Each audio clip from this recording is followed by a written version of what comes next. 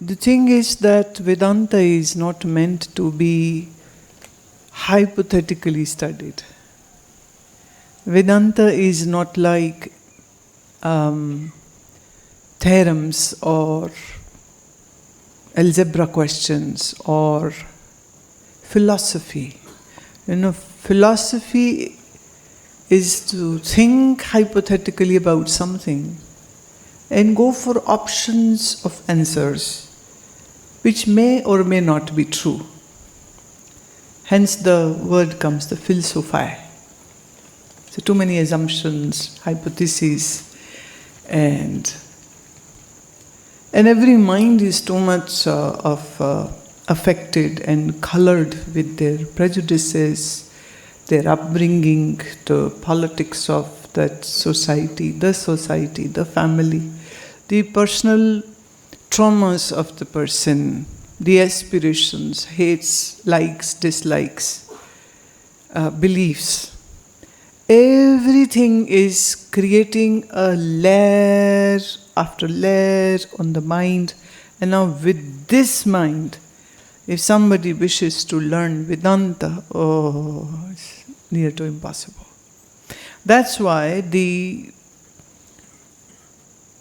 preparation for the Vedanta is listed in 4 things, that you have to have these 4 attributes in you. 1, viveka, that is ability to discriminate into truth and untruth. 2nd is dispassion, vairagya.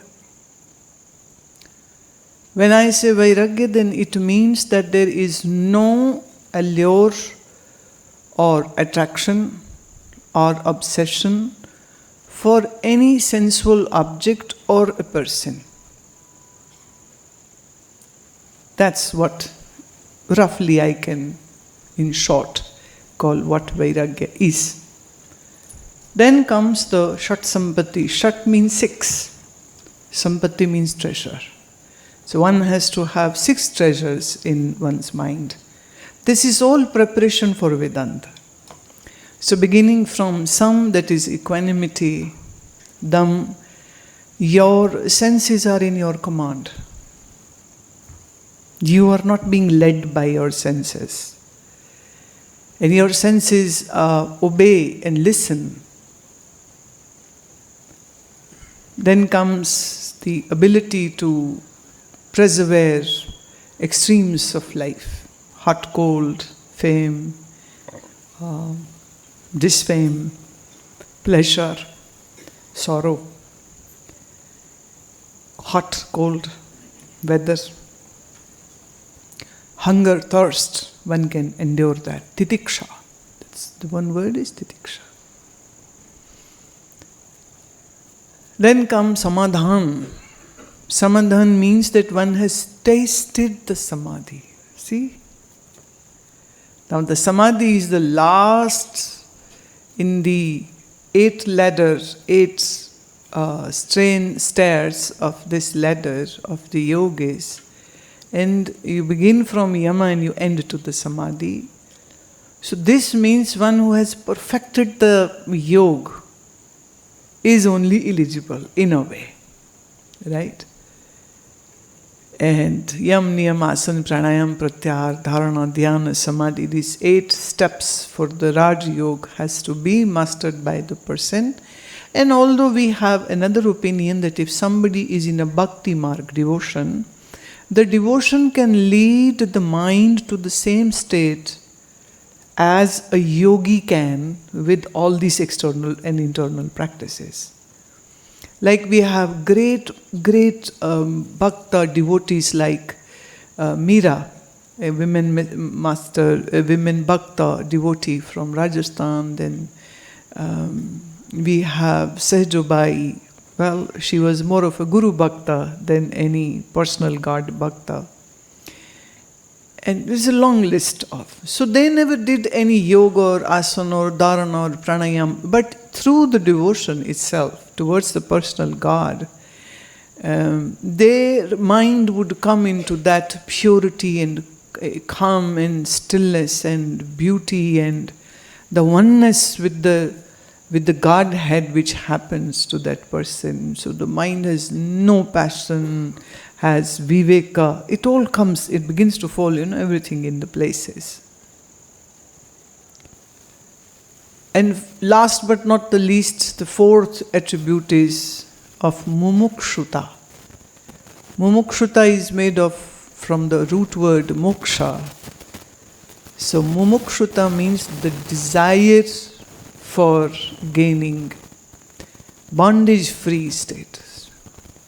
Many people loosely and wrongly interpret moksha into that I should not be born again. That's not true. We don't see, in Vedanta we don't see moksha as going out of this life-death cycle and birth-death cycle and never being born again. We don't define moksha in that way. The moksha in Vedanta is being bondage-free. You are not bondaged with your body, with your mind, with your samskaras, the deep impressions of all the past lives. And the mind is not slave of anything. And the realization of the pure self has happened. The Atma-gyan, the self-knowledge has happened. That is what mumukshata is in Vedanta. In Bhakti Marg, the moksha is defined in a very different way. Like if you are a devotee of Sri Krishna, then the holy book says that you end up being in the land where Sri Krishna is, that is the Golok Dham, and where for eternity you become like a friend or lover or servant of Sri Krishna, and then you are always in this goes on, and that's the highest achievement which a bhakta wishes for. But in Vedanta we don't see moksha in that way.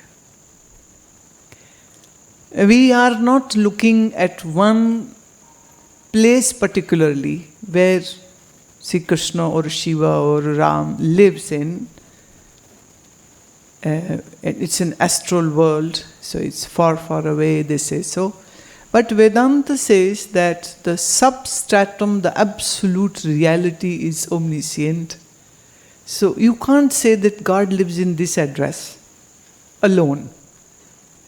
Like for Christians it is Jerusalem, for Islam people it is the Makkah Medina, for many Hindus it might be Kashi or Vrindavan or some another holy place, or Rishikesh, the popular tourist destination these days, which is now like an adventure place, boogie woogie and jumping and bungee jumping and dancing and partying at the Ganga Ghat. Oh, wow, what is happening? In Vedanta, we see Brahma as the substratum of this universe, the physical universe. So, we are the jnani or a person who is on the knowledge of path, of jnana, knowledge, is not looking to reach out to some particular land. Shiva Lok or Golok or Krishna Lok or heaven of Christians or heaven of Islam or, it's not like that. And as yesterday one of my very dear Swami was saying that we don't believe in such moksha which you will gain only after death. We believe in a moksha which you can get very much being alive in this human body. So whatever is promised after death is just a belief system, and there is no way to check, investigate where it is logistically. Or you can navigate through, ask Google, where is Golok? Google, tell me. Oh, my phone should not begin to talk. Yeah. Substratum, the absolute reality, number one. That's the point. So the once this step one realization in Viveka is that I am not this body, mind, intellect, mind component, and I am the pure self, Atma. And this is something which is an illusion which is there. As in the dream world, you see the whole world seems real, but on waking up, it was all a dream and unreal. So this is the very big difference in between Advait Vedanta and the dualistic Vedanta. We don't see there are two entities. We see as just one entity, and rest is just illusion, a projection created by your mind. And if I say, what's the location of mind? You will say, don't mind. I don't know. Nobody knows. Whether it is in your foot or head or in or out, or everything is happening in the mind.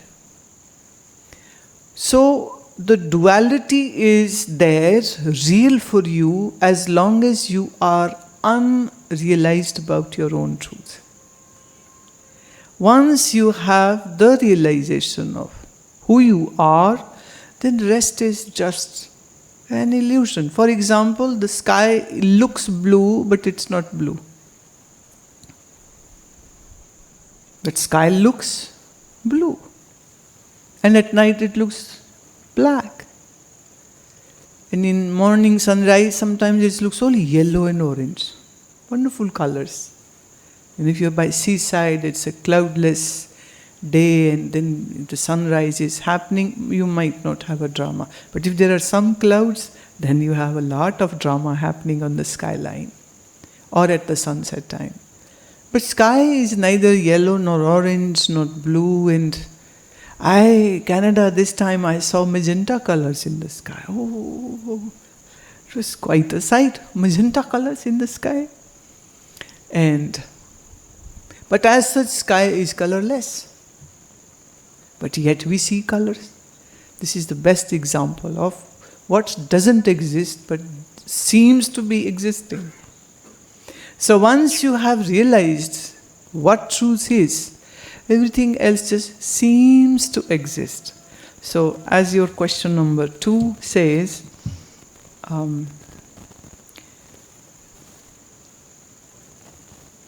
how is it like to live in this dual world, free of the illusion of duality? I'll go back to a very popular Vedanta example, and that's of rope and snake. So it's a semi-litted area, not too much light, not too much dark, and you saw, there's a snake. Well, even in Brazil, I think a lot of snakes are there, right? India too, many snakes. So you say, it's a snake. And you got scared, and your heart was racing and running, and you ran, and you fell down, and you broke your radial bone, and you were yelling in pain and asking for help. And some people came, and you said, there's a snake. And the person goes, where? Let me see. I don't get scared of snakes. I'll catch it. And so he goes, and he says, there is no snake. Why not there is? This is in the corner. So he goes closer with the stick, and he moves the thing, and then he lifts it, and then laughs out loud. It's just a piece of rope. It's not a snake. Now, snake was an illusion and rope was the reality. My question to you is, who broke his bone, snake or rope?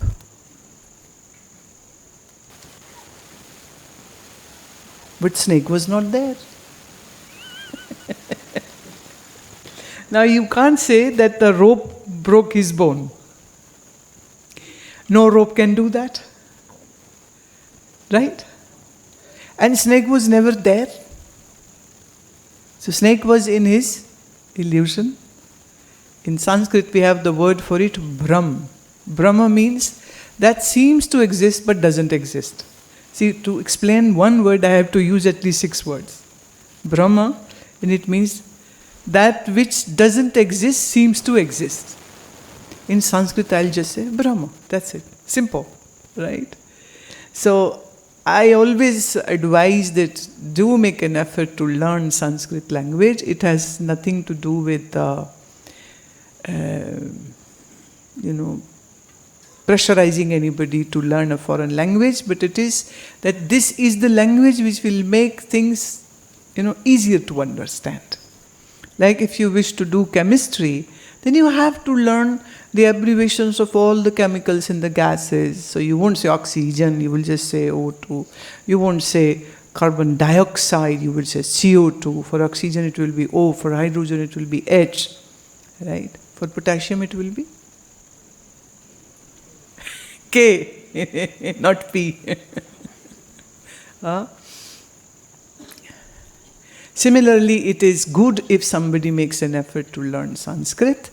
And these days, Google has made things pretty easy. Sanskrit Samsthan, this organization, they have posted hundreds of videos where you can learn at home, and beginning from child level to going all the way to a very master's level. They have these classes. So the snake was a Brahma, an illusion. But it made the person so afraid and scared, and he was trembling and running and racing and stumbled and broke his bone. And yet there was no snake. Okay, now you have realized that there is no snake. So you again walk by the same point. Will this person again get scared and trembling and racing heart and would rush out and again broke his another arm bone? Nope. So this is how it is. Once you have realized the truth, then whatever seems to exist doesn't exist. So there is actually no place left to do some adjustment. Or what should I do? Or what should I not do? Actually, that is what the liberation is. You are totally out of this whole messy situation to adjust and to understand and what to do and what not to do. Because now things are so clear. There's just two.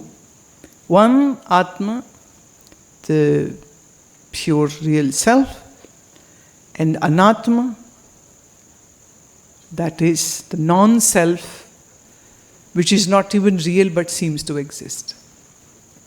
So that which just seems to exist, what do you have to do for that? Actually nothing.